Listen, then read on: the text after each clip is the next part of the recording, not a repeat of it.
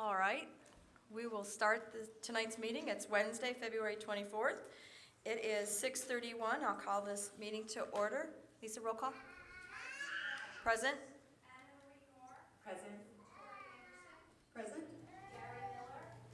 Dr. Miller is present on the phone, so he's right next to the recorder here. Present. All right, fantastic. I would like to recognize we do have Councilman Wade in the audience. Thank you for being here.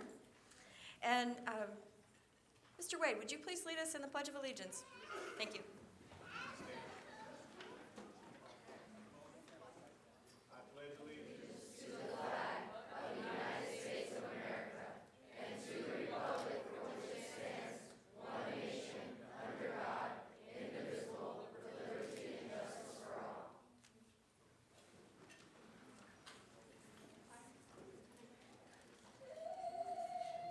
All right. The adoption of the agenda. Do I have any amendments or motions? Motion to approve as written. I have a motion. Do I have a second? Second. I have a motion and a second. All those in favor? Aye. Opposed? Motion carries. All right, and I don't have any call to the public cards. Anybody going to run up here with a quick blue card? Okay. All right, then we will move on. Dr. Chestnut, Superintendent's Report. Thank you, President Goutre, members of the board.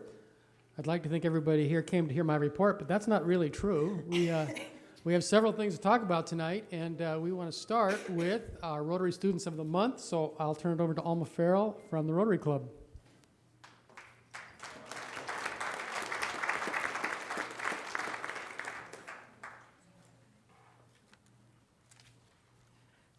This one or this one? Thank you again, board, for allowing me to speak and for allowing us to recognize the students. It's so great to recognize kids, and it was awesome at noon today to have Maricopa Unified School District recognized for the great job that your teachers and your students are doing. Congratulations.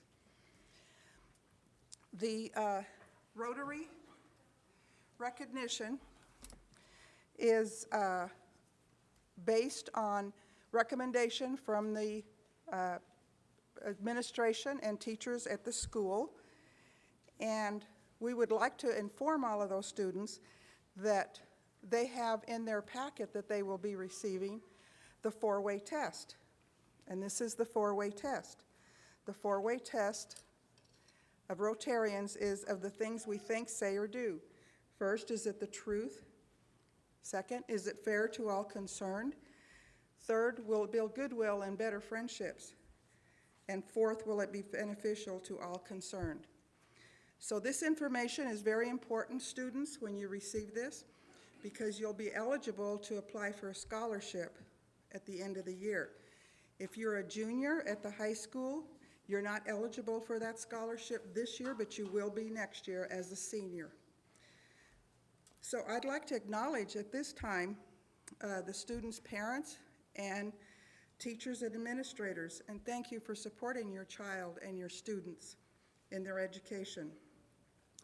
I first would like to recognize John Blodgett's parents, Anthony and Catherine Blodgett. Thank you for being here.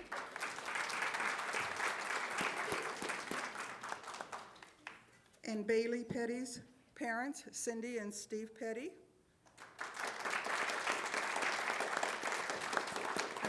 I know they're here. I saw them a little. Okay, thank you.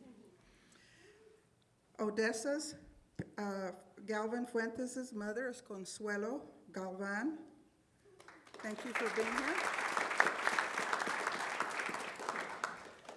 Sage Horsley's parents are here, Mr. and Mrs. Horsley. Thank you. And Brittany Daniels' parents are Alan and Lauren Daniels. Thank you for being here. I'm privileged to have the Rotary president here with me, Aaron Roush, and he's going to be presenting the packages to each of the students. First student I would like to recognize is John Blodgett. Could he please come forward?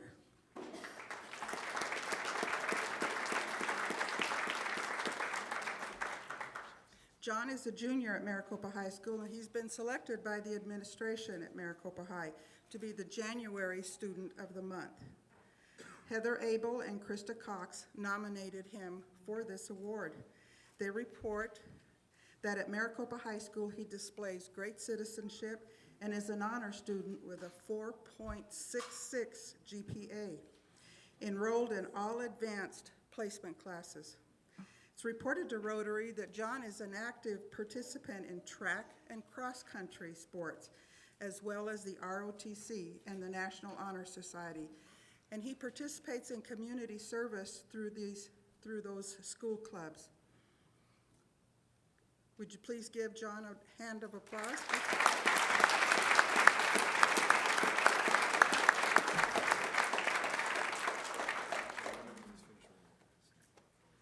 Our next student is Bailey Petty. Would you come forward, please?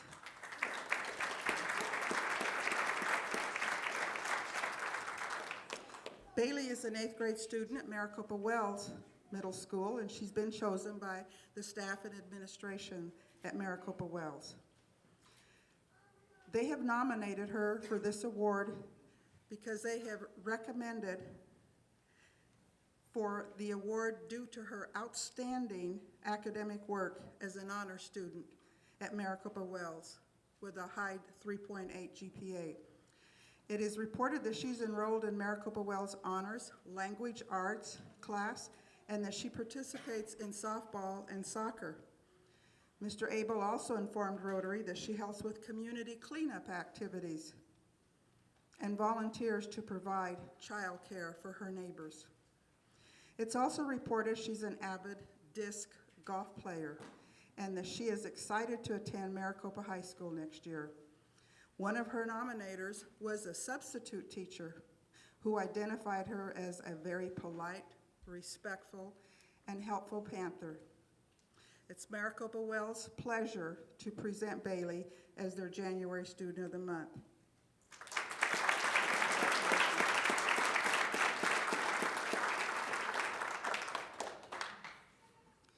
Our next student is Brittany Daniels. Can you please come forward?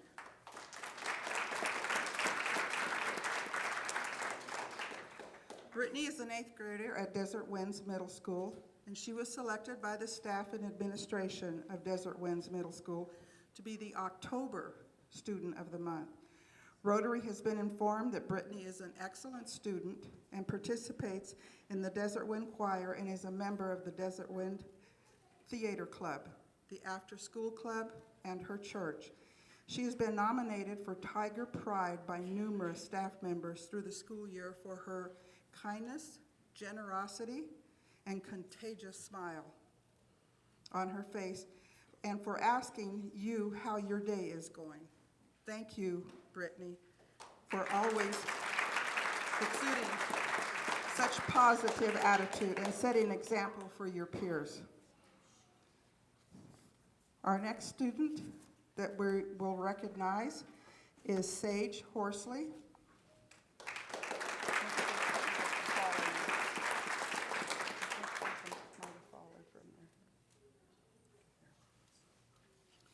Sage Horsley is also an 8th grade student at Desert Winds Middle School, and she's been selected by the staff and administration to be the November Rotary Student of the Month.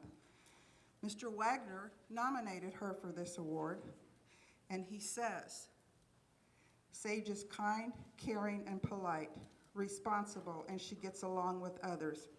She's attentive and hardworking, but knows how to have fun. Rotary is told she makes sure that she can take care of things on her end and does not hesitate to ask questions when she needs help. Rotary is told she's a choir student and has come a long way as she works constantly to develop her voice and tries very hard. She's a pleasure to have in choir, a fantastic student. Mrs. Brown says she's a student that truly cares about her fellow classmates and does her level best to help them succeed. Rotary is told she's the first to volunteer to help with a demonstration, activity, lab, or cleanup. Increasing school spirit on the cheer squad is a priority for Sage. She says she can always be counted on, not only to have her classwork completed, but to have it done well. Congratulations.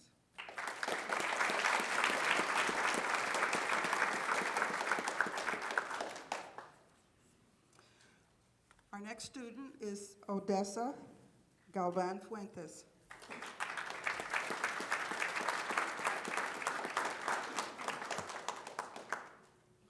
Odessa is also an 8th grade student at Desert Winds Middle School, and she's been selected by the staff and administration there to be the January Student of the Month. I'd like to congratulate Odessa for being the Vice President of the Desert Winds Student Council and a member of the 2015-16 Lady Tiger softball team. While juggling the demands of being a student athlete, a member of the band, student council, cheer, Kids Kiwanis, and City of Maricopa sports programs, and volunteering in her community through school clubs, as well as maintaining her responsibility as vice president, she has been able to constantly maintain a 4.0 GPA and be an excellent representative for Desert Winds Middle School. Thank you, Odessa, for continuing to be a great example.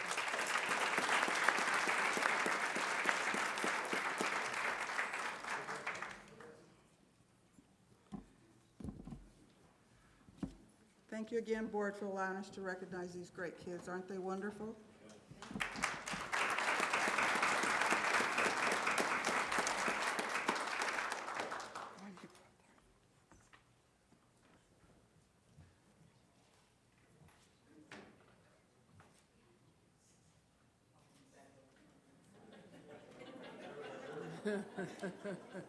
Kids are getting taller these days.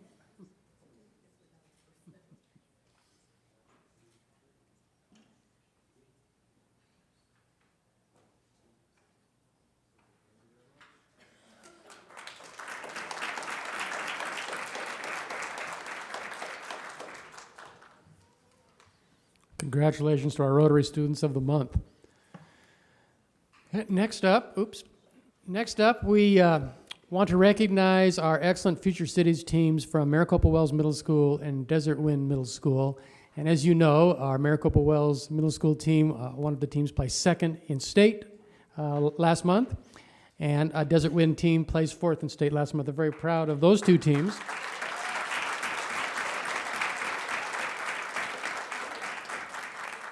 Very impressive, but equally impressive, I think, is that each school, Maricopa Wells and Desert Wind, each sent 8 teams to state competition, and they all did really well. And we have 4 of the wonderful Future Cities models on display tonight, and they are really excellent and very impressive. And I had the opportunity to be a judge at the local level. I know many of governing board members did too, and this is just a wonderful experience and opportunity for our students. So we would like to have some recognition, pass out some certificates tonight, but I'd also like our teachers of our blended learning 20+1 classrooms to come up and just say a few words about our Future Cities teams. So we have with us tonight Shannon Hall and Jen Soltisic and Joel Soltisic, if they would come up and talk a little bit about the program. Oh, and we also have Robin Rice here also.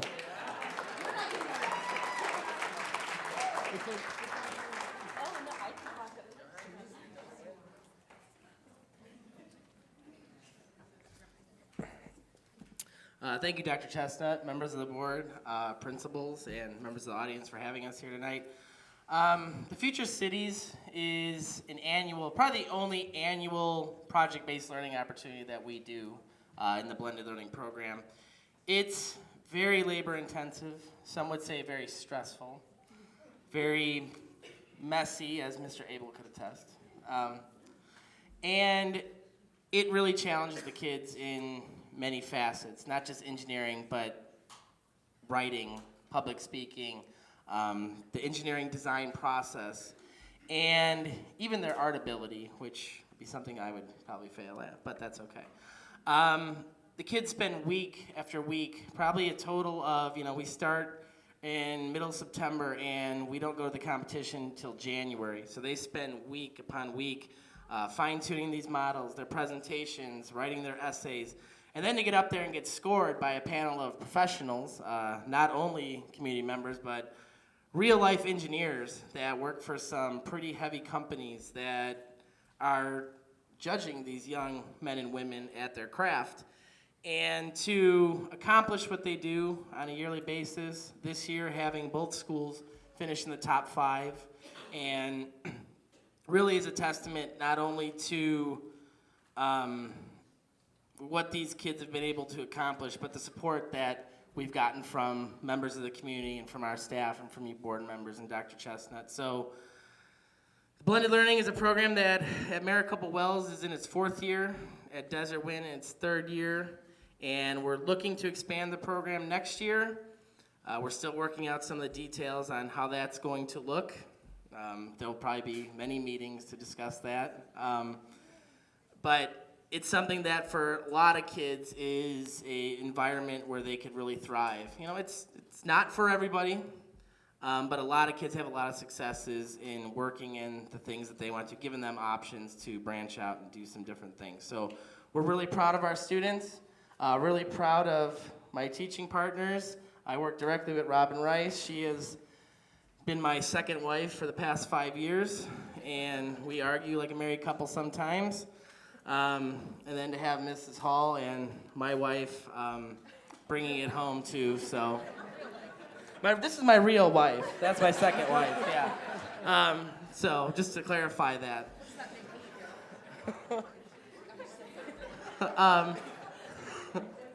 Maybe I should step down now.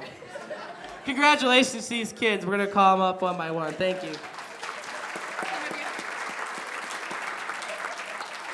And real quick, to all the Pima Butte Mustangs in the crowd tonight, we are looking forward to having all of you in our Desert Wind program in the coming years. Okay? You have the list? I got mine back here. Okay. Any other teachers want to say anything about the program before we start passing out certificates? No. Okay. All right, we're good. Well, we have some great students in this program. We're very proud of their work, and so we want to call them up and give them a certificate of recognition from the governing board. And so trying to make sure I read this properly, I want to start with Desert Wind. And if I'm reading this right, the first team's name is Jacob Myers. Is that correct? Or is that the student's name? Student. Okay, well, I'm not reading this right, but I don't know that there's any way to fix that, but I do know the names of the students. So let's start. Isabel Yonicott, Jeremiah Ballard,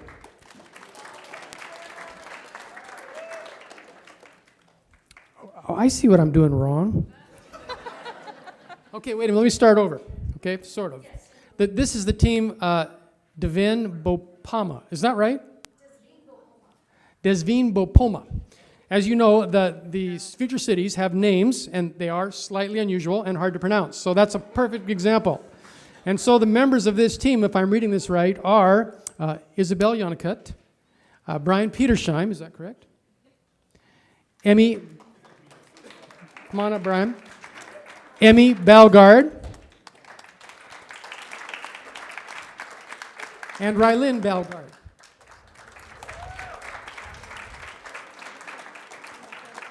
Okay, the teammates on the Bosque Obsidiana team are Jeremiah Ballard, Aaron Jackson Fouts, Tanner Siebert, Logan Thomas, and Diamond Sherrow.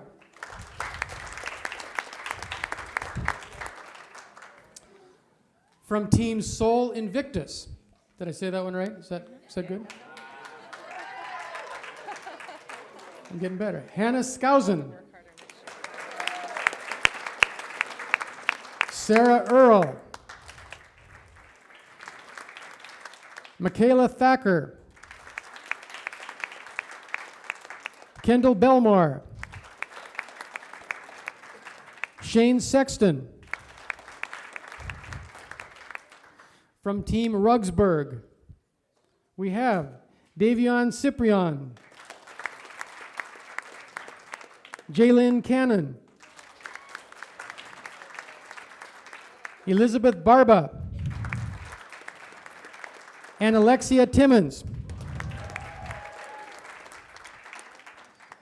From Team Rain Luft, Riley Belniver,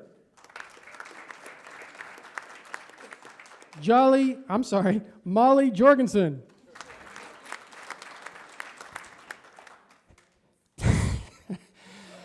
Jeanette Gord, Jerem Hoopus, and Matt Blodgett.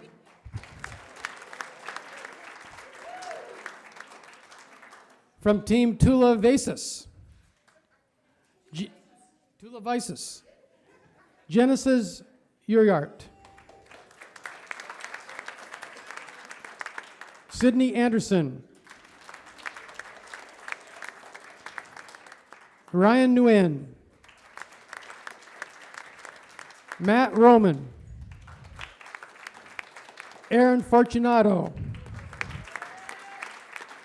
and Sheena Duke. From Team Gran Vakelsey,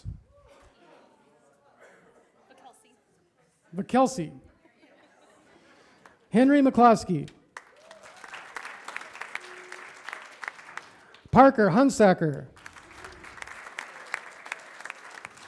Kyan Pack, Matt Whiteley, and Alyssa Huffman. And from the 4th in the state of Arizona, Team Novos Kamikos.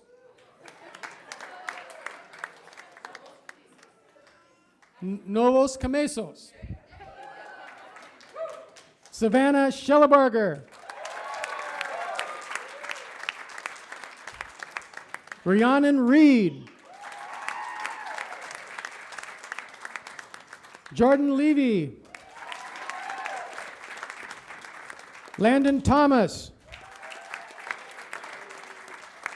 And Jaden Pyle.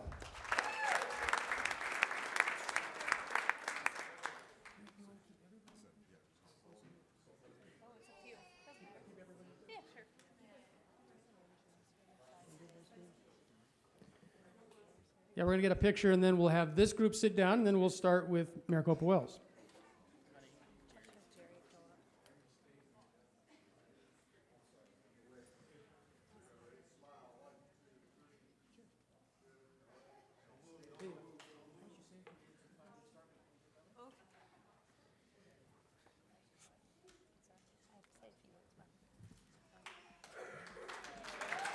Wait, hang on, wait. Stay, go back.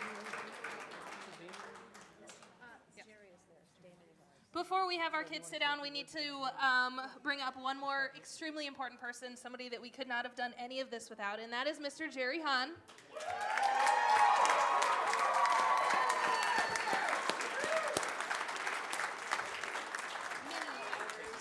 He is our volunteer engineer who worked with all of our cities this year. He spent so many hours and a lot of his own money to make these cities have extremely amazing moving parts. He even taught the kids how to solder, which to me is like the coolest thing ever. So one more picture with Mr. Hahn, and then you guys can go ahead and sit down, and apparently us too. He wants us to.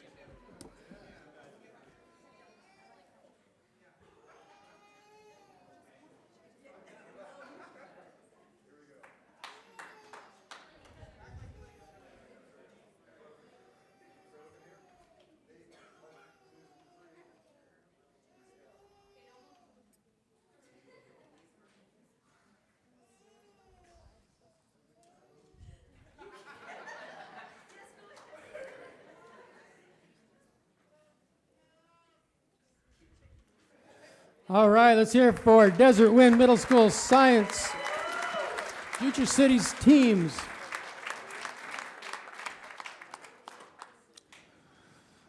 Okay, next up, Maricopa Wells, and we will start with Team Wanda Nobasho. Allison Bowen.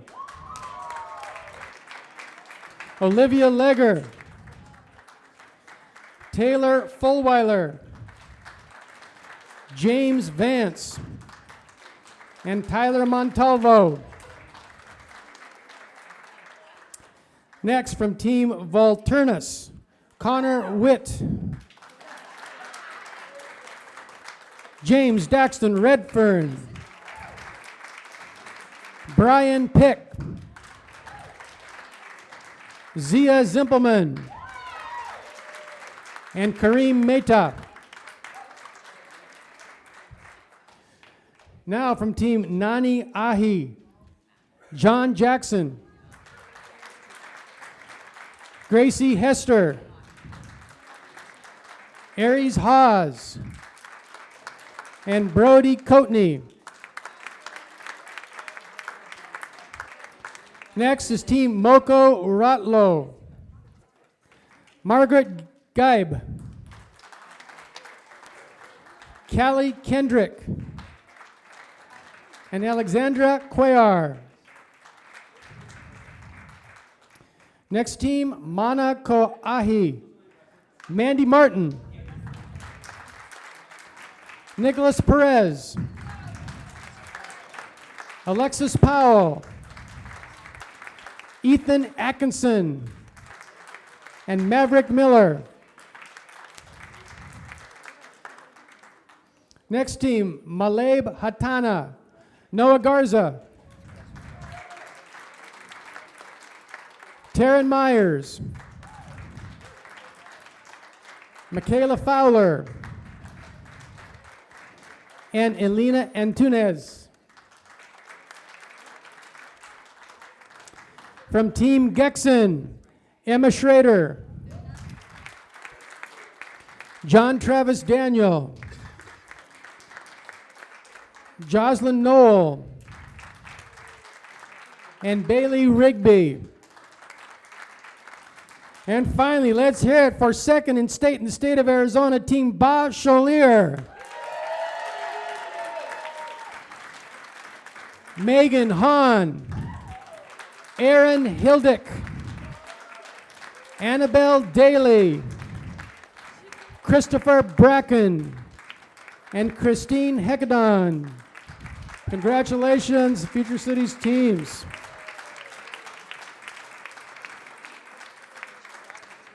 Do we want to talk about the engineer first? Did we get the engineer up there yet? There we go.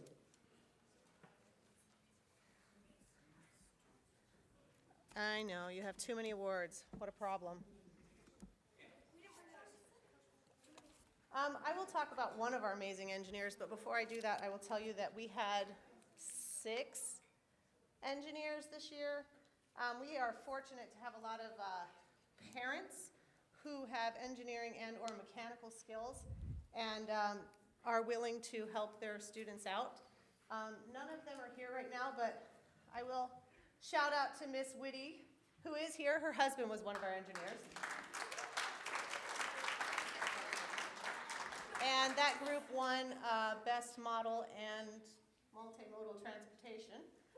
And then we have our amazing, the original, Mr. Hahn, Damon Hahn.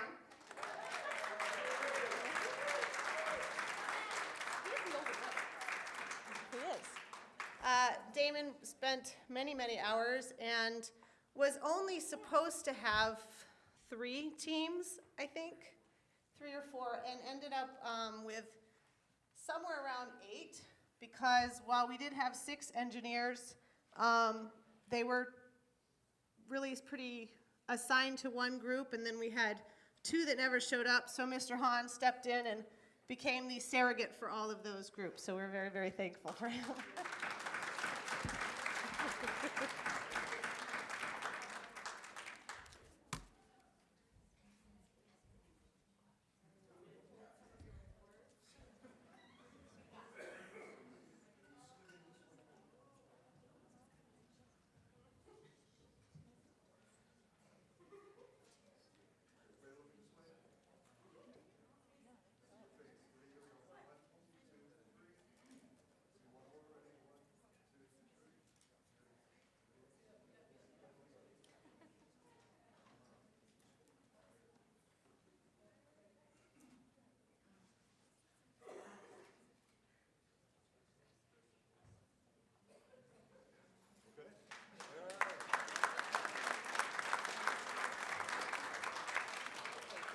Also I meant to mention that we're very proud of the Desert Wind Middle School Future Cities teams who participated in the Sustainable Solutions Festival at ASU this last week, including last night making a presentation in Botanical Gardens, and very proud of the good work they're doing. So we know some of them are going to slip out now, which is fine. They got to go and do homework. So thank you for coming tonight, Future Cities teams.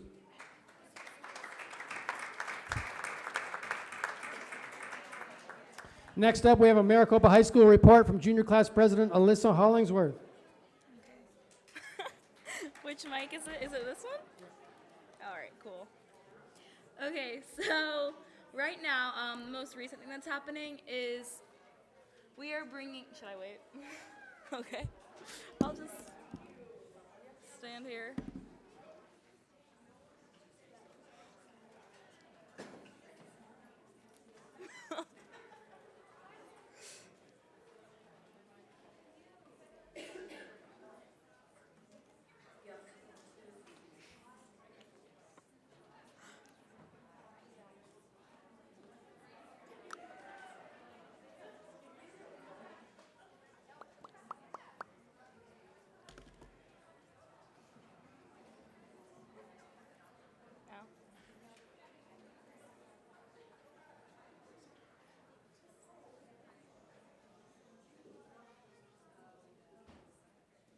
Okay. So next week on Monday and Tuesday, DECA is going to the state competition.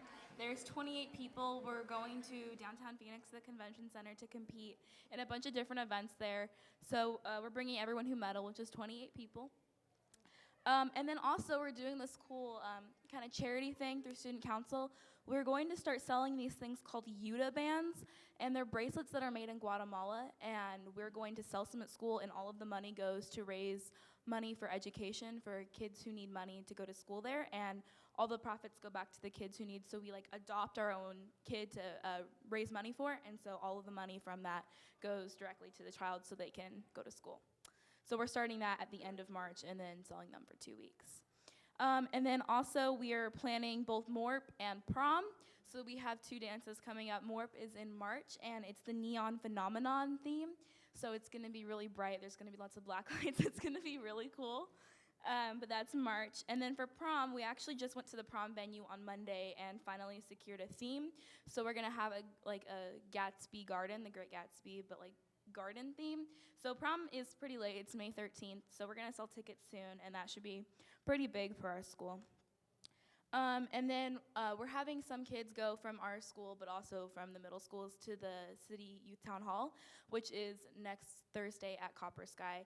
And so we're going to have, I think, 10 or 11 kids from the high school go, and basically we're just going to come up with solutions to problems that could be going on in the city. And then lastly, it's the school musical, Les Mis. They're in audition or rehearsals right now, but they're going to be putting that on April 21st, 22nd, and 23rd in our awesome Performing Arts Center. So that is a must-see, and that's it. Thank you.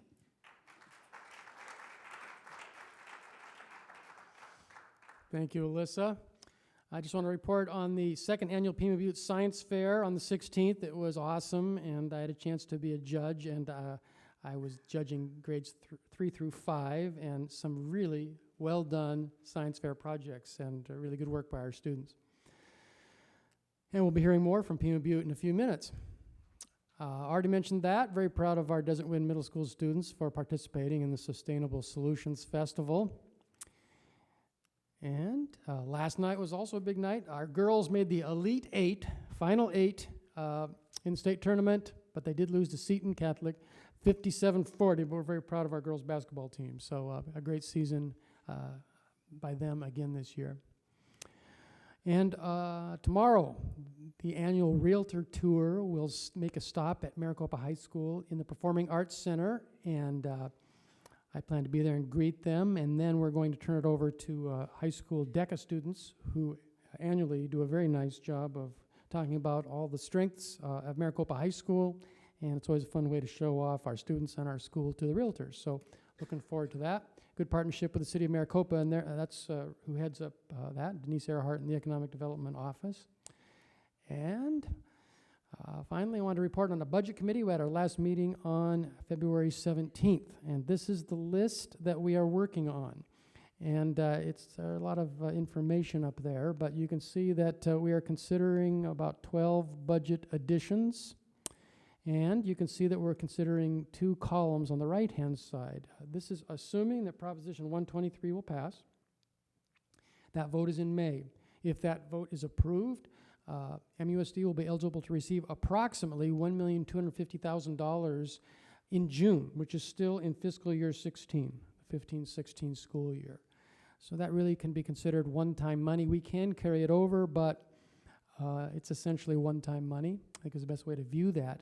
But if it's approved, then that revenue stream would continue for the next 10 years, and we would be receiving approximately $1,600,000 in fiscal year 17. And so you can see that we've tried to match up those columns with the amount of money that's available. And we aren't done yet. There's one more Budget Committee meeting. We'll be putting final touches on this. We also will be looking at a possible list of reprioritizations or cost savings that we can come up with that could augment this. But the committee is also aware that there's some legislation out there that could impact this bottom line severely. That is legislation concerning desegregation funding. We currently receive $1.3 million annually in desegregation funding, and there's a bill in the legislature that is moving forward to phase that out over a 5-year period. So that could be a $260,000 deduction in fiscal year 17, $500,000 the following year, and so on until it's phased out. So that is a huge wild card that is kind of looming on the horizon that we'll have to deal with. But we're having good discussions, and one more meeting should wrap it up. And really appreciate the efforts of the 25 people on the committee to commit to that and work through this process. And that's all I have. Thank you, Dr. Chestnut. Governing board member reports, Mrs. Anderson? Thank you. I appreciate that. All I want to say is parents and teachers and even students who are 18 years of old, we really, really need you to get online and contact your representatives, because there are several bills, not only the DSEG funds, but also one about empowerment scholarships, that if that expands, that will come directly out of classroom dollars, which means we will have bigger class sizes and we will have less technology. So it's very important that parents have the power. You must get online and you must contact your representatives and let them know that they need to support public education. That's it. I'll step off my soapbox. Ms. Melvin? I just have a couple things. I just had 2 site visits this past week, one to Santa Cruz with Dr. Conley, and I was totally impressed with the campus there and the students and everything, and had an opportunity to see the volunteer who comes in and do their music program. He does an awesome job with the kids, and I was excited to see that. And then I went over to Pima Butte and had an opportunity to tour that campus, which is also another awesome campus, and to see some of the teachers in action with the students. And I just enjoyed going out and looking forward to visiting the rest of the schools. Mrs. Knorr? I have nothing today. Okay, me neither. All right, so let's move on to our information items work study. Pima Butte Elementary School Academic Focus Update. Ms. Lazar, and I see you brought some people to come with you.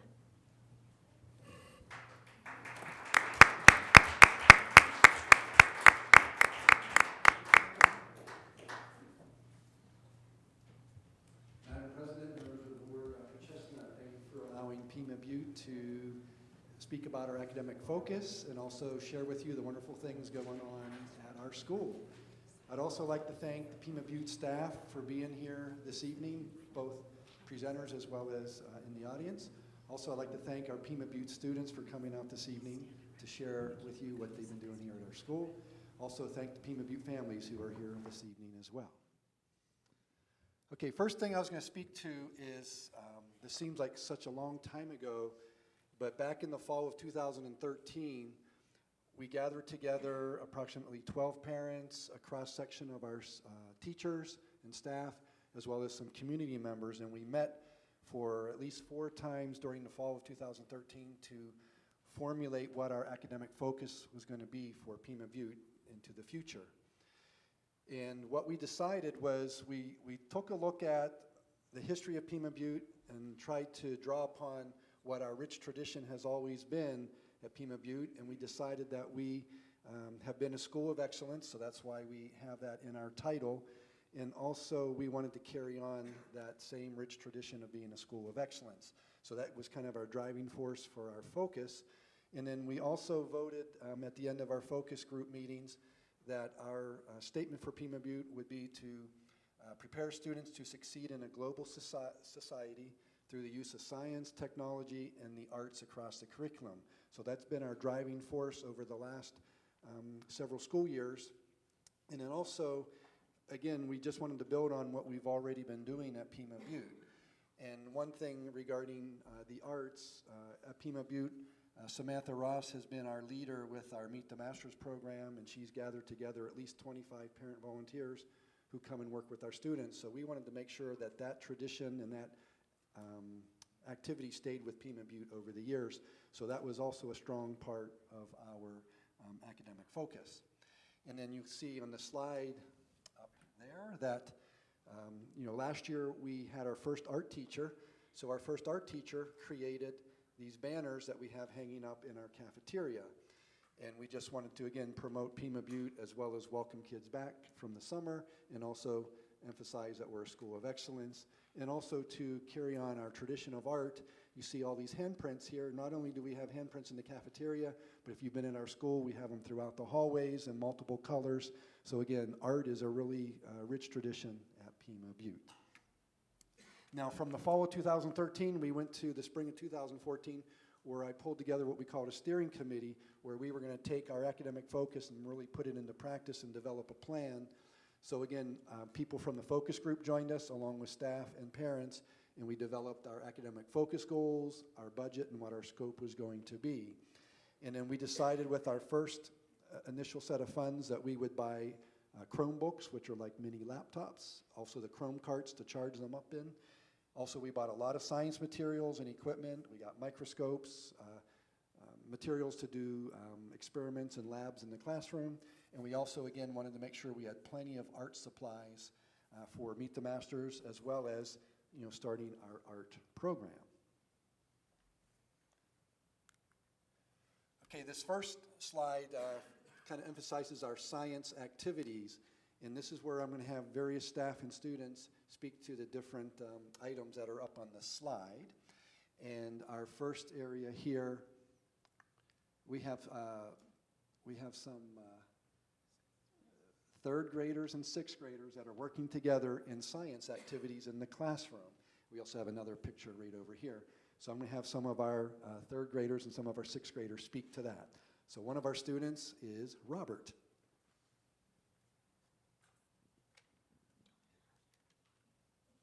In science, our class is working with sixth grade for science buddies. We practice the scientific method. We make a hypothesis, then we make a question, and then we do an experiment to test it. And then we write our conclusions. And I really enjoy having a science buddy, and that's what I think is the best part about science. Thank you, Robert. Now we have another student. This is Mia. In science buddies, we've done many experiments. We've done M&Ms and different water. We put M&Ms in water with different temperatures to see how the candy would react to the different temperatures of water. We've also done an experiment called dancing raisins, where we would put them in Sprite and water. The best thing about science buddies is that we always do something new and fun. Thank you, Mia.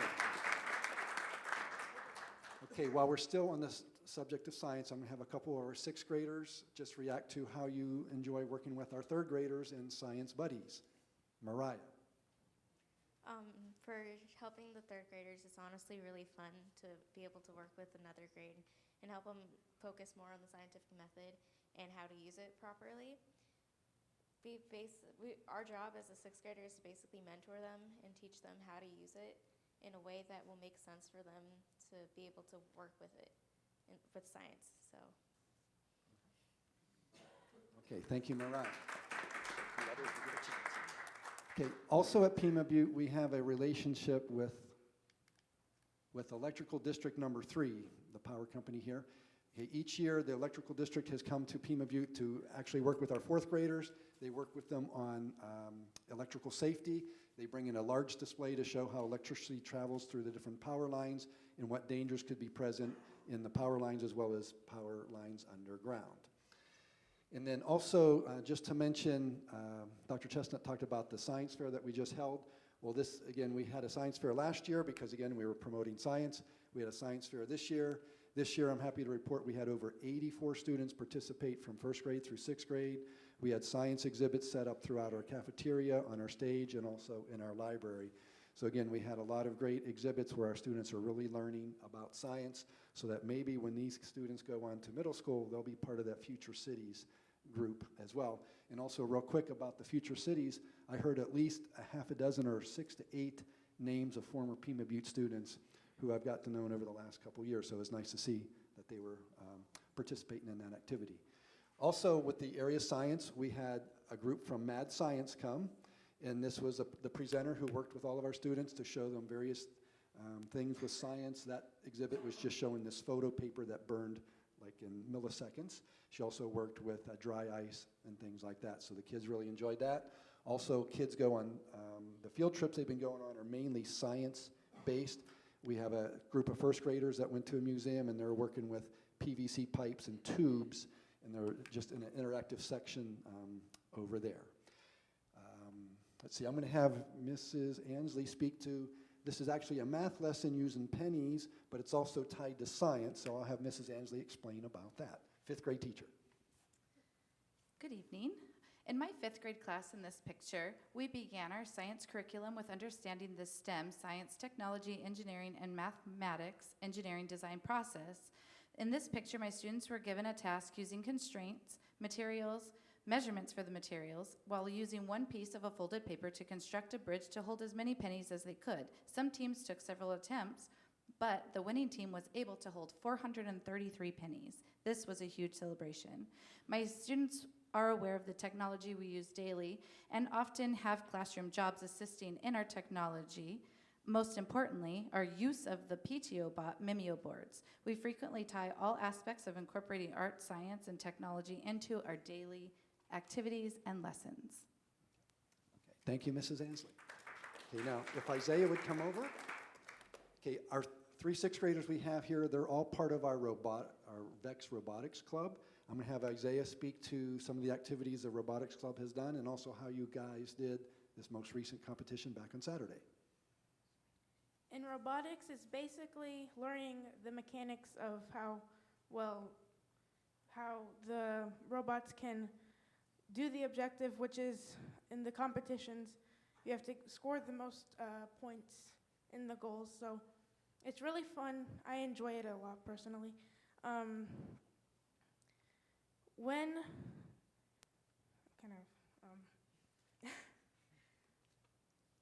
In robotics, a lot of the times it's fun and educational at the same time with all of the different hands-on experience with all of the technology and stuff.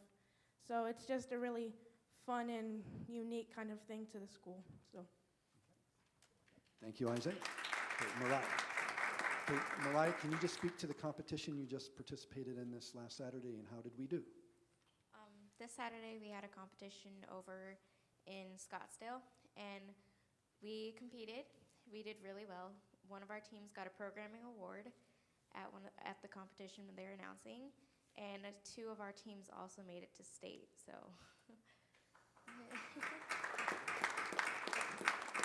And Rose, would you just like to speak a little bit about what you enjoy about the Robotics Club? What I enjoy about the Robotics Club is that we do a lot of hands-on activities and learning about gear ratios and how technology helps us and more about science. Okay, thank you, Rose. Okay, you see a picture of a bunch of haystacks there. Those are our obstacles. What kind of obstacles do we have in science? You know, we would like to do more extracurricular activities after school. In fact, that was a big discussion with us during our academic focus meetings is, you know, should we do, you know, put our focus towards after-school activities or do it during school? So we ended up doing the school day activities, but we would still like to add extracurricular activities. We just need to get some staff to do that, funding as well as materials to help keep promoting science. And also the person looking in the crystal ball, what is it we want to do in the future? We want to continue just building on what we're doing in science, teaching the students about the scientific method, how to do experiments, and also keep doing the annual science fair. Okay, on to technology. I'm going to have Ms. Palmer speak to how she is using technology in her third grade classroom. So Ms. Palmer? So in our classroom right now, we've been really utilizing the Chromebooks a little bit more, which is nice because it gets the kids excited. Jessie has a little bit that she'll be talking about here in a minute, so I don't want to steal her thoughts. But it's nice to see them get excited when they get to use them, and it helps when we take our Galileo testing because it familiarizes them just maneuvering the computer.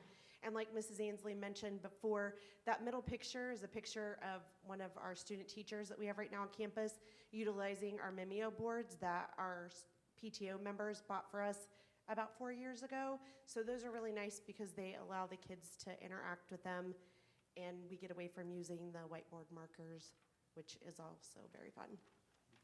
Okay, thank you, Ms. Palmer. Now, Jessie's a third grade student in Ms. Palmer's class. She's going to speak to how you're using technology in the classroom. We use technology in our classroom to practice math skills by using Prodigy, which is a game for math, but we're really learning.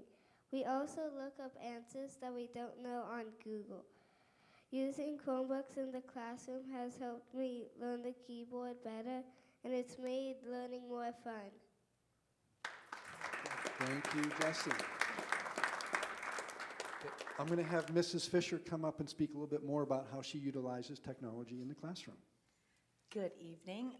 We've talked about the Mimeo a couple times, but the only thing that I want to add is for all teachers and for the district to think of in the future also, interactive whiteboard systems are an amazing benefit to the classroom because what it really does is it turns a regular lesson into a student-centered interactive lesson where the students actually get to manipulate the information. Kids nowadays are so used to color and movement and everything's digitized. So that type of a presentation does go a long way with holding their attention and their focus a lot longer than a lot of other typical learning activities do. So we use it every day literally for just about everything from lunch count to attendance to Galileo practice. I mean, everything. We use it all day long. It's amazing. So, you know, as we're looking at technology in the future, those are some things we might want to look at putting in classrooms. Thank you. Okay, thank you, Mrs. Fisher. Okay, also, in our PE class, I'm going to have Mr. Pika speak to how he's integrating not only technology, but also music into his PE sessions. Mr. Pika. Okay, good evening. Okay, first thing, every day in PE, I have music playing. I use it as my starting and stopping signal, something the kids can hear. They know music starts, you start. Music stops, you stop. Easy. But recently, doing jump rope skills in PE, if a certain song comes on, the kids will take it into their own action and come up with their own challenge, such as the Cupid Shuffle. Cupid Shuffle has designed dance moves that go with it. It came on my iPod one day, and kids started trying to jump rope to the song, going to the right, going to the left, and tend to get goofed up when they get to the kicks, but it's fun to watch. Now, up in my picture there, I've got my iPhone, which acts as a remote for my iPad, which is hooked up wirelessly to my little lunchbox speaker on the ground by my whiteboard. Another thing I've experimented with this year is video assessment. I did that primarily for 2nd grade because we have a motor skill assessment, and once we do the post-test, I'll be able to show some of the kids so they can see how they improved throughout the year on those skills.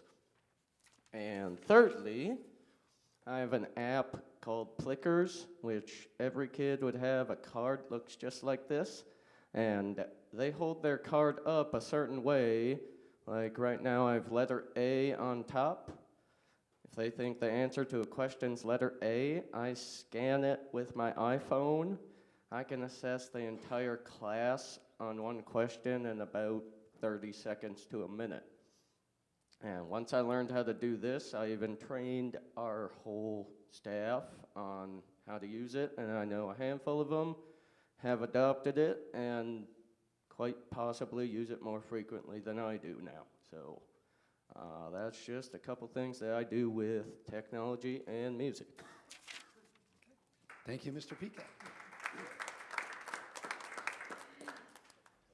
Okay, in terms of obstacles for technology, again, we have, a number of Chromebooks now. We have some desktop computers in our lab. We always need additional computers. Again, they become obsolete after a few years. So we would like to obtain more, but also we recently purchased iPads that we want to use with our primary grades, kindergarten through 2nd. So we want to get them used to using, the touch screen on the iPads. So we would like to get more of those into the future. But then also, if we could, somewhere down the road, have a technology teacher who could not only support the equipment that we have right on campus, but also work with the teachers on integrating as much technology in the daily lessons as possible. And again, we just want to thank our PTO for purchasing all the Mimios so that every single classroom in our school has the Mimio, which is like a smart board, so that all the teachers can be using that as they deem appropriate. Okay, our last area, the arts. This year, we added, we kind of broadened our specials, and we broadened our fine arts program where we included dance. So this first semester, we had a dance teacher working with all of our students. In fact, they also did a dance performance right before winter break, where more than half of our students did their performances based on their grade level. So I'm going to have a couple of our students just speak very quickly to their experience with dance, since that was something brand new to Pima Butte. Robert.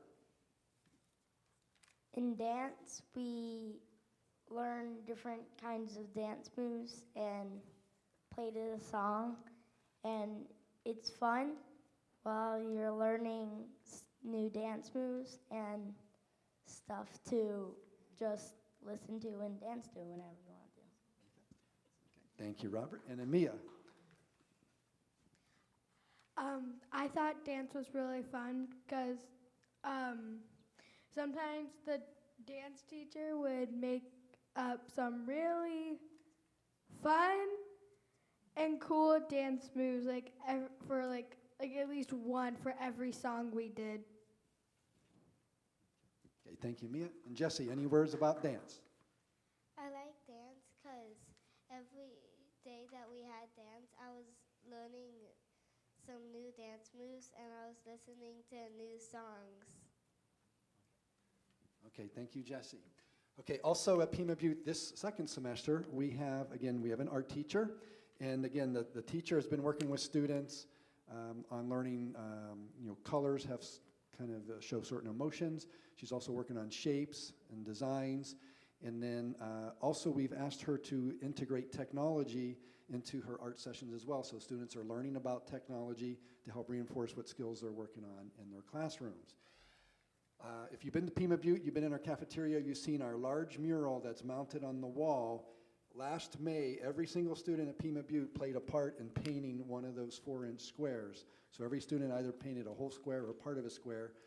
We pieced it all together and mounted it on the wall. Last year, I asked one of our 6th graders if she would come up with a design. I told her what I was envisioning for a mural. She designed that scene, And then we just created little squares, gave those to the students as little puzzle pieces. That's what they needed to paint. Our Meet the Masters volunteers helped the students with the painting project. And also I would like to recognize, again, this is Samantha Ross right here. She's been at Pima Butte as the lead volunteer for our Meet the Masters program for a number of years. She was also part of our focus committee and our steering committee.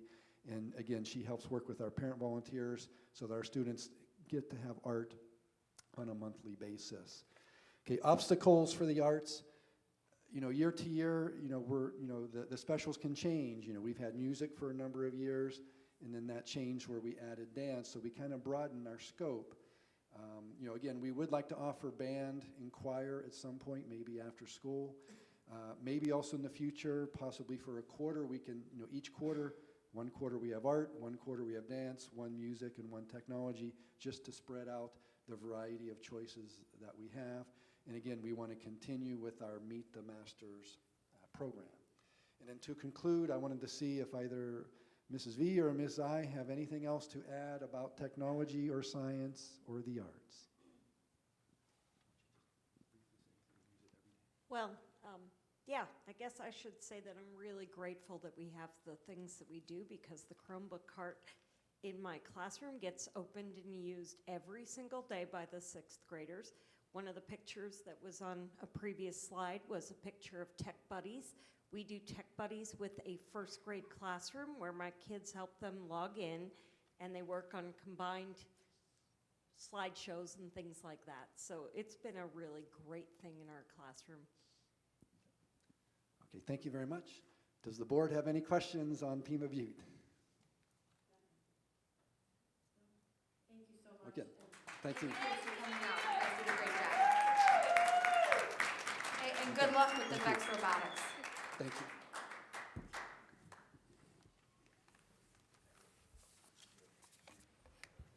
All right, next item is monthly financial report for December 2015. Mr. Roush? Thank you, President Crute and members of the board, and Dr. Chestnut, excuse me. I have the December monthly financial report, and if you've had a chance to review it and have any questions, I'm happy to answer those at this time. Any questions? Dr. Miller, are you still there? I don't think he is. Gary? It's going. Gary? Yes, I'm still here. Okay. Oh, he's still here. Just want to make sure, did you have any questions? It's really hard to tell what the Zoom speed's not on. Can you repeat that, Gary? Dr. Miller? Yes, I'm here. I can hear you. I'm not able to watch on channel 18. They still have the a repost from our last meeting, so I can only hear on the phone. Okay, we're on the monthly financial report. Did you have any questions? I have no questions. No questions, okay. Okay. Okay. Anybody else have any questions for Mr. Roush? No. All right, thank you, Mr. Roush. Thank you. All right, moving on to the consent agenda. Do I have any motions? Motion to approve? I have a motion, do I have a second? Second. I have a motion and a second, all those in favor? Aye. Opposed? Motion carries. All right, item 7, discussion and possible approval of the personnel schedule. Mr. Beckett. Thank you, President Coutray, members of the board, Dr. Chestnut. You have the personnel schedule in front of you tonight, and I will take any of your questions at this point. Anybody have any questions? I don't have any questions, just this is the shortest one I've ever seen in like 8 years. Dr. Miller, do you have any questions for the HR schedule? No. Okay. Do I have any motions? Motion to approve? I have a motion. Do I have a second? Second. I have a motion and a second. All those in favor? Aye. Opposed? Motion carries. Thank you, Mr. Beckett. Thank you. All right. Item 7B. This has to do with a resolution for authorizing the issuance and sale of refunding bonds. Dr. Chestnut? We're very pleased to have this on the agenda tonight because it can be a very significant savings to taxpayers in Maricopa. And the team that has put this together is about the only group in the audience at this point, but that's okay. I'd like to introduce Michael LaValle from Stiefel, the underwriting firm. I know he has a presentation he'd like to give to us, and with him is Jim Giel, who is an attorney with Gus Rosenfeld, who's drawn up all the paperwork, and they are here to answer any questions that you might have. And I assume that, Mike, you want to talk a little bit about the handout.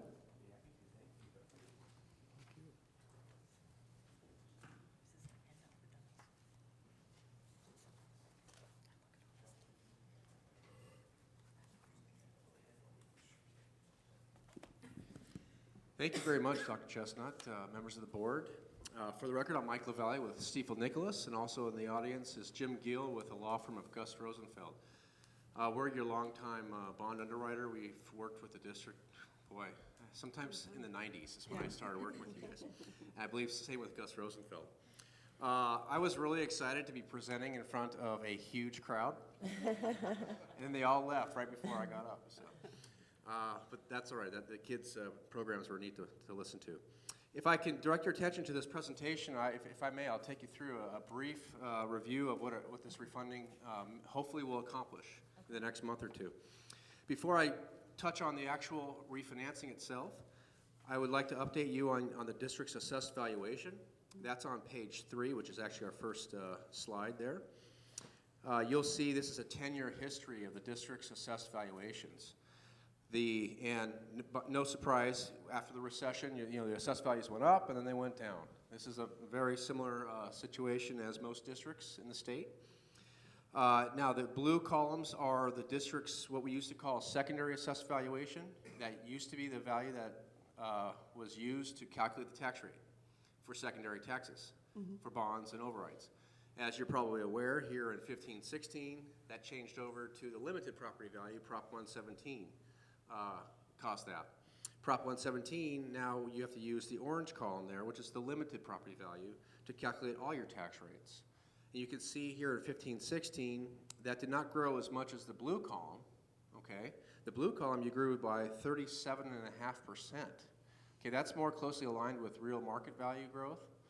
Obviously, the orange column is restricted to 5% growth caps on every property, homes, residential, businesses, and whatnot, plus any new growth. So the new growth itself is not capped at 5. It comes onto the tax rolls every year as the value of a house or business, but the next year it would be capped at 5%. So you'll see here in 15-16, you're aware of these values. To the right of this graph, we just got your net limited property value of $256 million, which is about another 5.8% growth over the previous year's limited property value. So orange column to orange column. We have just that one number. We don't have your secondary value, the blue column. That won't be available probably until about May, I believe. But anyway, so for tax rate calculation purposes, you're going to be using the orange column. So why do we even show the blue anymore? Because we don't use it to calculate taxes. You still use it to calculate your bond capacity. Okay? So having a nice blue, solid blue column there, healthy growth, actually helps the district build your bonding capacity. If and when you decide to call for a bond election in the future, that will help you a lot. Okay?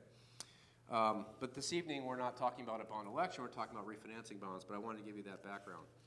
This also affects some of our information later on when we talk about tax rates, because we calculate it based off some projections in assessed value.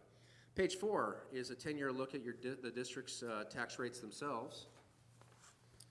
Again, this is just general information. You're probably aware of this. The top line is your combined valuation, which includes your primary and your secondary taxes.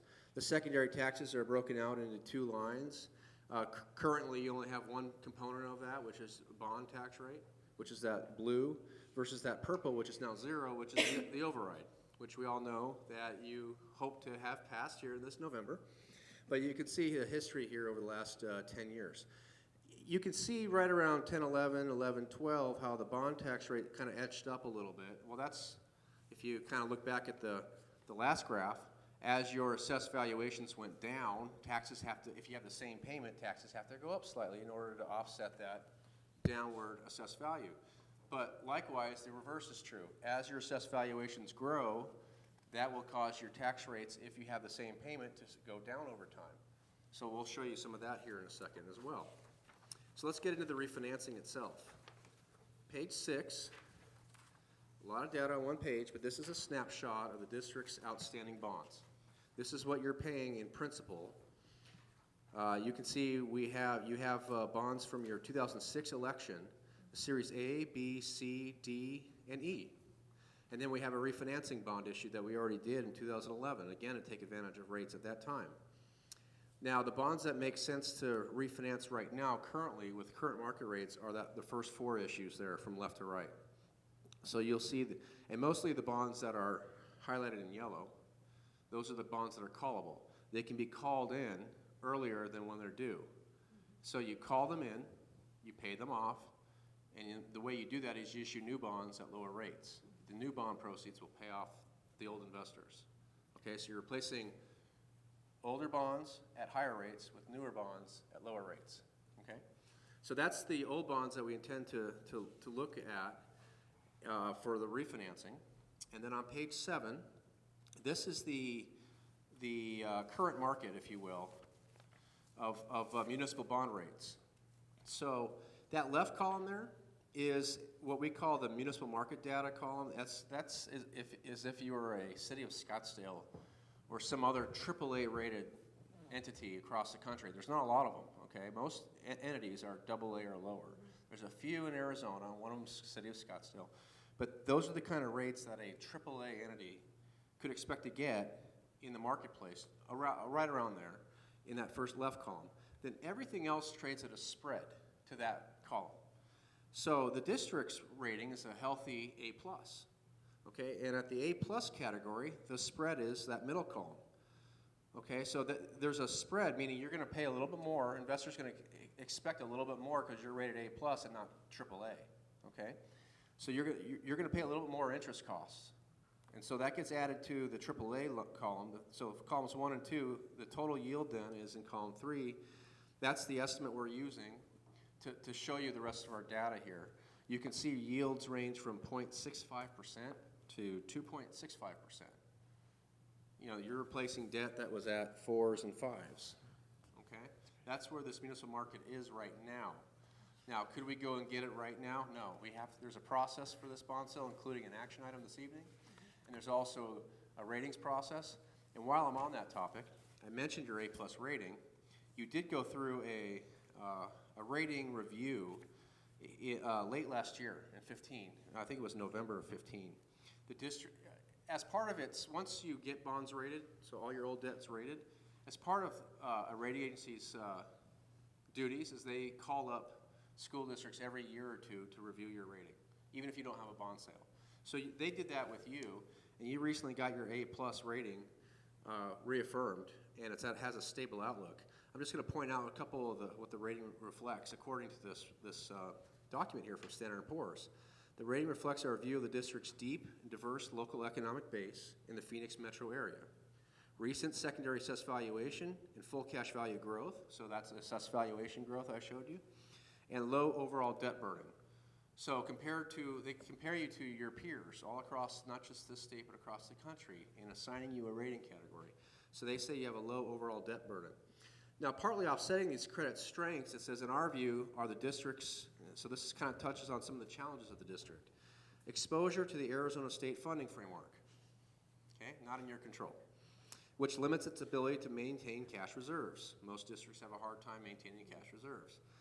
Coupled with the lack of additional budgetary flexibility districts may achieve, such as through a maintenance and operation override, okay, and or prepaying expenditures. So most districts are, scraping to get by, right, with the lack of Arizona funding, if you will. And so they're saying you'd have more flexibility if you're able to pass an override. And obviously, I think you would agree with that. I mean, that's probably your desire as well. They also mentioned below average wealth and income indicators. Again, they're comparing you to everywhere. So some of that is outside your control. So a rating makes up, there's a lot of things that go into a rating. A lot of it's out of your control. It's the local economy, the demographics of the area, The one thing that you can be in control of is your budget, your finances, if you will, maintaining good financial policies and procedures and whatnot, which you have done. Anyway, so that was the rating report. We will have to go back to the rating agency just because we're doing a new bond sale, but hopefully we'll be able to stay with that good A+. Okay, so those are the rates on page 7, ranging from 0.65 to 2.65%. What does that mean? Page 8 shows several columns here. If we refund about 27 million of bonds, that's the first column. That's not all your bonds outstanding, principal and interest, debt, meaning debt service. It says debt service, but that's principal plus interest. That's not all your bonds outstanding, the first column. That is just the bonds we're looking to take out. That makes sense to refinance, okay? So keep in mind that first column, the total is 37.4 million. That's principal plus interest. We would be replacing it with new bonds, which is the next 3 columns. Principal, 27.8 million. Interest, estimated at 6.8. Total debt service, about 34.6 million. So the difference between the two, well, those columns has a gross savings of 2.78 million. But we always like to present value things in our world back to today's dollars. So we're looking about 2.4 million and change, to the tune of about 2,475,000. Now that's net of all costs of issuance as well. So all the interests that I've mentioned in the previous page, plus the estimated cost of issuance of doing a bond issue, paying lawyers and ourselves and printing offering statements and paying a rating agency. So all those costs involved with a bond issue, net of all those, the estimated tax present value savings is 2,475,000. So can I guarantee you that you're going to get that savings? No. I'm hoping you'll get more, but the market will move between now and we can lock in rates. It'll go up and it'll go down. So there is a little bit of a process, and I'll get to that in just a minute. Page 9 goes in a little bit more detail, but like I mentioned, the market moves. I'll look at the graph on the right and the table right below it. It's the same information. Right now, at the current rates, you're at roughly 8.8% savings. Now, 8.8% savings, that's that 2,475,000 divided by the bonds we're taking out. It equals 8.8%, or just about 2.5 million of savings. What happens if interest rates are 10 basis points higher, meaning not in your favor, away from you? You'll see how that savings could be slightly lower, okay? If it's 30 basis points, which is 0.30%, if it's 30 basis points higher than where we are today, you can expect savings roughly just below 2 million. Okay, so not that 2,475,000. Conversely, if the market actually improves, meaning rates go lower, which is to your benefit, you can see some of what the changes can do. You can see as high as 2.6 million, 2.8, maybe even 3 million of savings. So we like to show that because, yeah, I mean, the market can move, and it can move outside of 30 basis points. Does it do that very often? No, but when we're in kind of weird economic times, I've seen things happen, which in the last 7 years I haven't seen the rest of my career. So things can change. We've had a market where sometimes the market kind of breaks down for a week, so we have to delay things. So I can't guarantee this, but this is where the market is this week, okay?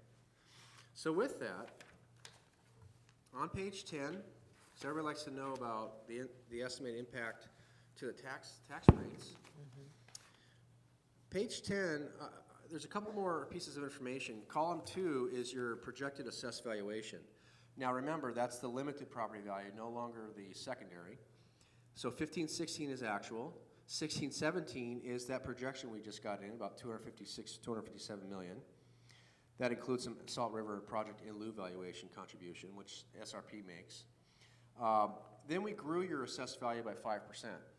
Remember, your last 2 years, well, this coming estimate and the last year, you grew around 5% on the limited side. You grew about 37% on the secondary, but unfortunately you can't use that. So, for tax rate purposes. But we grew you by 5% for about 4 or 5 years, and then we backed it down to about 20% of that number, which is 1% thereafter. So that's kind of a, is it realistic? No, it'll be something different, but we're hoping that's conservative. So we can give you a good look at what the estimated tax rates are. So the do nothing scenario is if you don't do anything, columns 3 and column 3 is your actual debt service payments for all your bonds outstanding, not just the bonds we're refunding, all of them. Principal plus interest equaling debt service. you can see your payments are roughly 3.6 for a few years, and then it kind of goes up to about 4 million, and then it goes back down over time. The estimated tax impact, column 4, again, this is the do nothing, goes from $1.51 to roughly about $1.43, again, because your assessed value is increasing, to about $1.40, and it starts to trickle down to in the $1.30 range, and then down to $1.20 range. So that's the do nothing scenario. If your assessed valuation grows, your tax rates on the secondary for bonds will start to trickle down, okay? Now, with the refunding, you're taking out bonds in columns 5 and 6, 27.8 million worth, replacing them with new bonds, 27.8 million worth, roughly, and but at lower rates. So then you have a sort of a net outstanding. So this is all your outstanding debt in columns 9 and 10. All your outstanding debt, minus all the bonds being taken out, plus all the new bonds of the refunding bonds and the interest estimate. You can see now that your bond tax rate in column 10, that's the new estimate. Column 11 just kind of nets it out, the difference in tax rates. So you can see your tax rate difference is roughly 9 cents, 8 cents, 8 cents, 8 cents, 7 cents. So you're looking at a healthy, let's just say 6 to 9 cent decrease in property taxes because of this refunding, hopefully. Let's get those rates locked in here soon. But that's the estimate there for you from a tax impact standpoint. Lastly, on page 12 is just an estimated calendar, timeline. We're here this evening. That's one of the steps involved. It's a big step for you to consider taking action. With your approval, we will move forward with securing that bond rating again from Standard & Poor's. We hope to get an A+. And that's a process, so that takes a few weeks. We'll have a call with staff and the rating agency, and then we'll look to finalize the offering statement, which will be the week of March 21st. That's the prospectus on the district and the bond issue. Actually, it's probably in your board packets because it is a document of the district, and so we ask that you take a look at it as the board. If you have any comments, please funnel them to staff, and we'll eventually get them and make those. Once we're ready to print the offering statement, when you secured your rating, then we can go into the market. We have a tentative timeline of week of March 28th or April 4th. We just picked 2 weeks. We'll hope to get in as soon as possible, but no telling what's going on in the marketplace at that time, and so we like to have a little flexibility there. And that's when we can lock in rates. And once we lock in rates, underwrite the bonds, and make a commitment to you, that's when we can know what your real savings is. Then there's just a bunch of legal documentation to finalize, and that's why Mr. Gill's here, between the pricing and the closing, and we'll look to close the issue the week of April 18th, somewhere around that time. So you have before you a set of legal documents this evening, so I'm happy to call up Jim Gill if you'd like to answer any questions or talk about the documents themselves. Or answer any questions now about this. Does anyone have any questions? No. Dr. Miller? Gary, you there? I had to push off mute, so sorry about that. No, I have no questions. Good presentation. Thank you. Anytime that we can save money for the district and our stakeholders can save money too on their tax bills, it seems like a win-win situation. Yes. Thank you for the presentation. You really did kind of explain it, because when I first looked at all these numbers, I'm like, what? Yeah, well, I go around the state doing this for everybody, so thank you. Thank you very much. Okay, so we need to adopt a resolution authorizing this. Is that what my understanding is correct on this, Dr. Chestnut? That's correct. So is there a resolution that needs to be read, or do I just say I motion that we adopt? Okay. A motion that we adopt a resolution authorizing the issuance and sale of refunding bonds. All right, I have a motion. Do I have a second? Second. I have a motion and a second. All those in favor? Aye.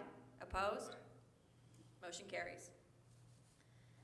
All right, now we get to the fun, boring stuff. Bye, guys. Now there's nobody left in the audience.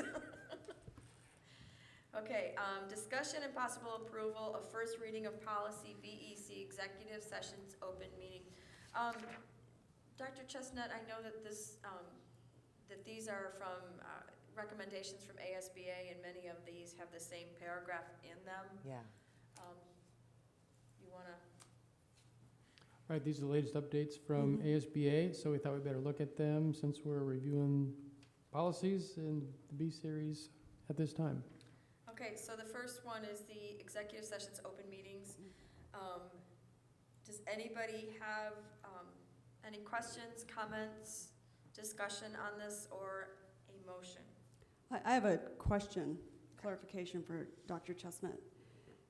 Isn't this our current practice already? Don't we already give 24 hours notice? Yes. Okay. It's so, just not written in the policy. right, so we're just putting into policy what we already practice. Right. Okay. Then that was all I needed to know. 'Cause in all of these, it's like we already do that. Yeah, I felt the same way. Yeah, okay. That's all I need to know. Dr. Miller, any questions or comments?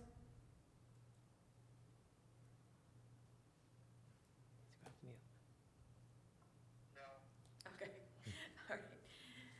Do I have a motion for policy BEC? Motion to approve as written with the excerpt from ASBA. Okay. Do I have a second? Second. All those in favor? Aye. Opposed? Motion carries.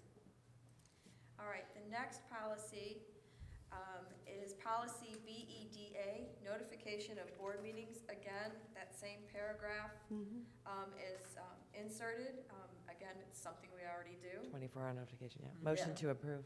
All right, I have a motion. Do I have any discussions or a second?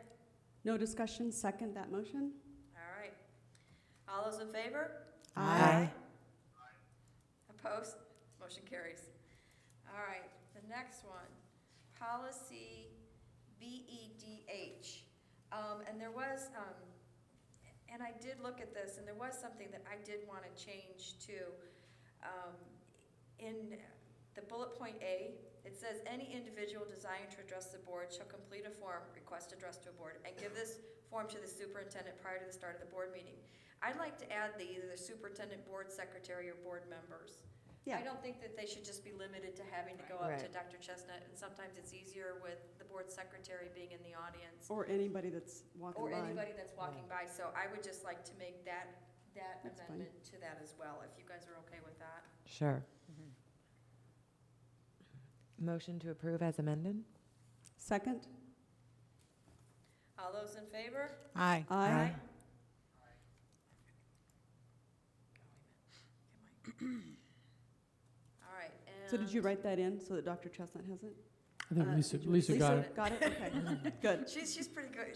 She's quick at this stuff. Okay, and then policy GCQF, which was about discipline, suspension, dismissal. Now, this one, again, they're just inserting that paragraph, but I do know that Dr. Miller had a question regarding that. Dr. Miller?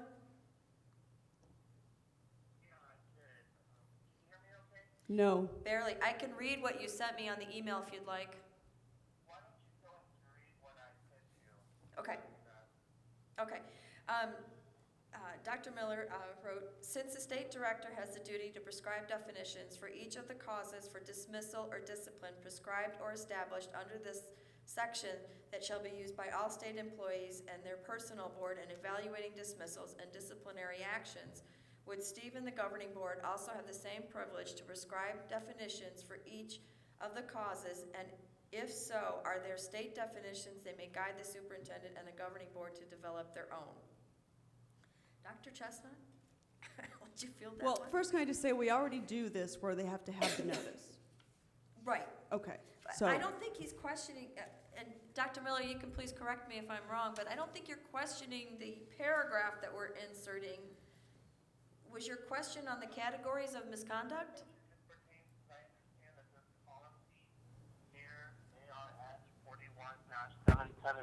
For state employees, and I understand that on the state side that the director has the duty to prescribe the definitions for each of the causes for dismissal or this one prescribed or established under this section.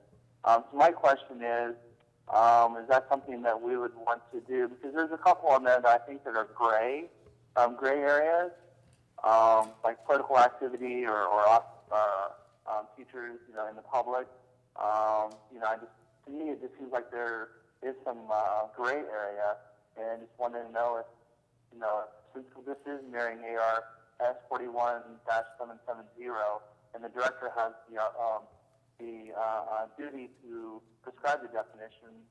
One, are there definitions from the state, which I haven't seen, and two, would that be something we'd want to further define for any of those reasons for dismissal? My first reaction into that is no, I don't think we want to define it anymore because it's pretty defined in the policy we have right now. If we get it too defined, then it creates more issues in the long run.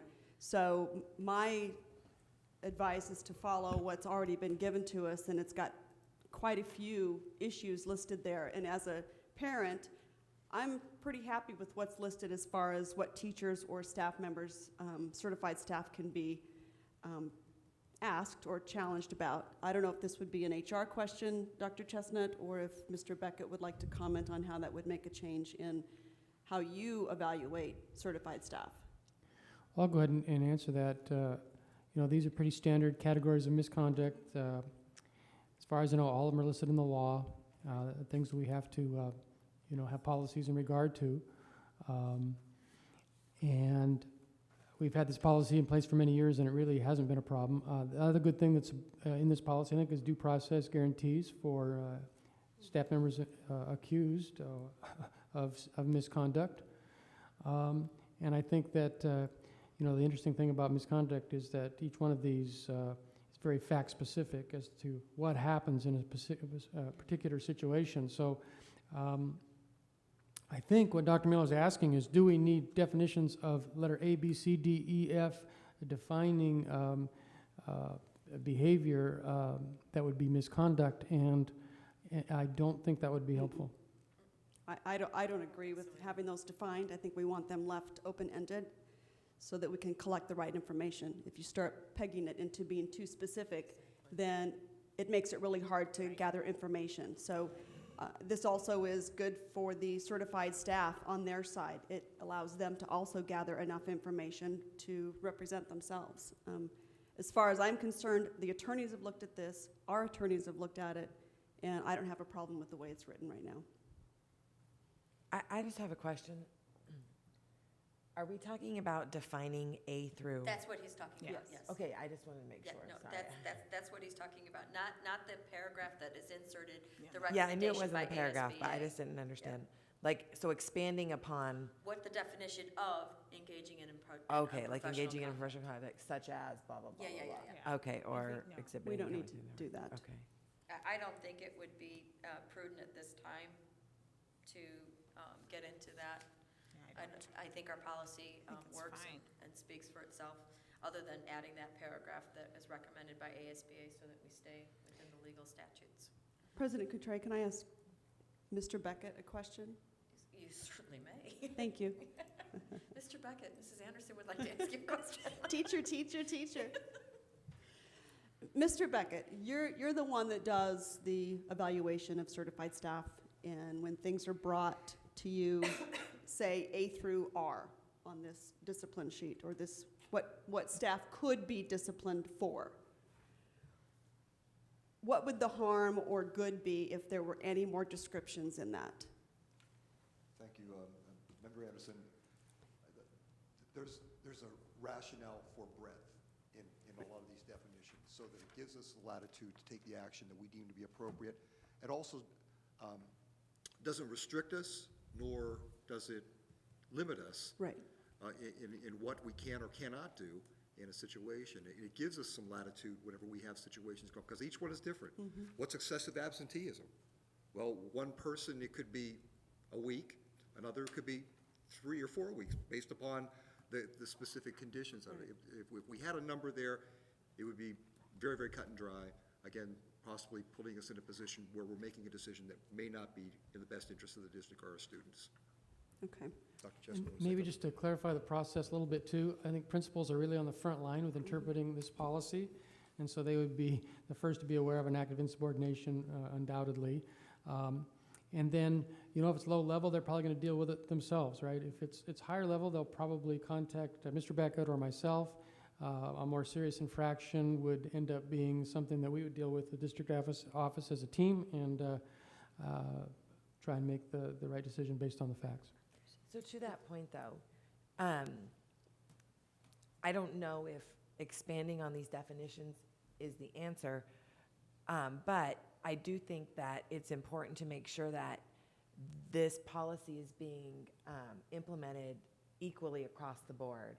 And so maybe some sort of guidance document or something, which does not require board policy or a motion, that, and I don't know if we have this, maybe we do. Like an exhibit? But that the principals could have, so that, you know, Principal A is not applying this policy differently than Principal B, like you just said with excessive absenteeism.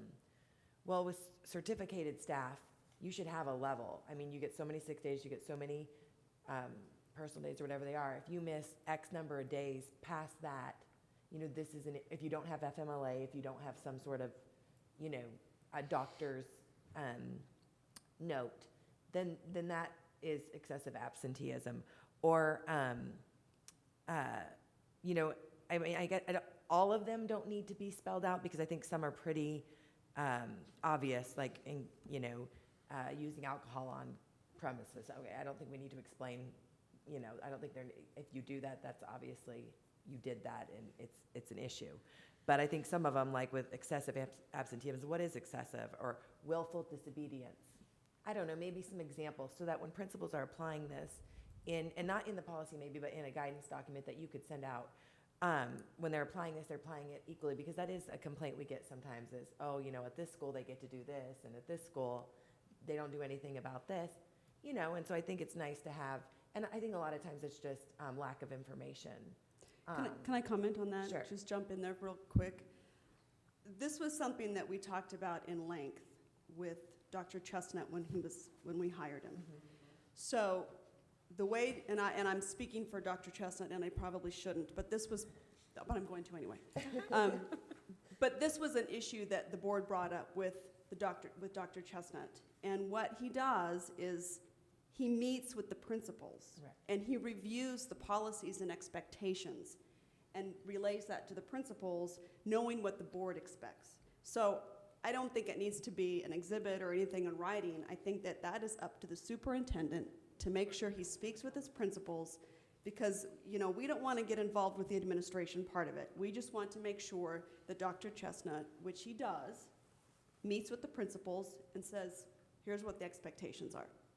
Yeah, and I mean, if this policy is brought up in an annual meeting where he Yes. talks about, okay, you know, these are, you know, concerns or categories of misconduct, and, you know, this is, make sure you're, you know, utilizing this, make sure you're holding your employees to the standards of the district, then that's fine. I just think that it's important to regularly remind and make sure that there's consistency. Well, Absolutely. but see, in the that's, implementation. and that's where his annual review comes in play. As a governing board, we got to be careful not to micromanage That's what I was gonna the say. administration by telling them. But how would I know if he's, how would Because I know? Because we would get the complaints from the teachers going, well, this school, that teacher can do that, and nobody says anything. That's on him. Right. That's not, sorry, Steve, but it is. I mean, for us, as a board, that becomes an issue that was Dr. Chestnut that was supposed to make sure that all of those administrators, and so that's where that process is. I don't think we need to get any more into this, because I think it's going to get us into the weeds in an area that we don't belong in. Yep. Yeah, I'm not suggesting that we get involved in this policy. I'm just suggesting that. And even though it mirrors make sure, you know, I guess I'm just suggesting that let's just make sure that it's implemented equally across the district. So maybe that's a good question to have on another board agenda, Oh, because I right think now we we're could. kind of off. Yeah. a little bit. Okay, so if there's no changes to, other than what is recommended, I'm looking for a motion for policy GCQF. Motion to approve? I have a motion, do I have a second? Second. I have a motion and a second. All those in favor? Aye. Opposed? Motion carries. And last policy is first reading of policy IKE for the promotion and retention If you look on the second page of this, they basically crossed out the high school grade classifications, which is good, and it just said a student must achieve passing grades in the number of required elective courses prescribed by the governing board and the State Board of Education to be granted a high school diploma, which is good because you can't really pigeonhole that into freshman, ninth grade, how many credits they need to have for each. So that was the only change on that. Again, recommended by ASBA, wasn't it, or no? Yes. Okay. So do I have any? Motion to approve. All right, I have a motion. Do I have a second? Second. I have a motion and a second. All those in favor? Aye. Aye. Fantastic. Our last item, adjournment. Do I have a motion? So moved. Second? Second. All those in favor? Aye. Opposed? Making sure. All right, we are adjourned at 8:12. Thank you so much. I know. Hey, Adam.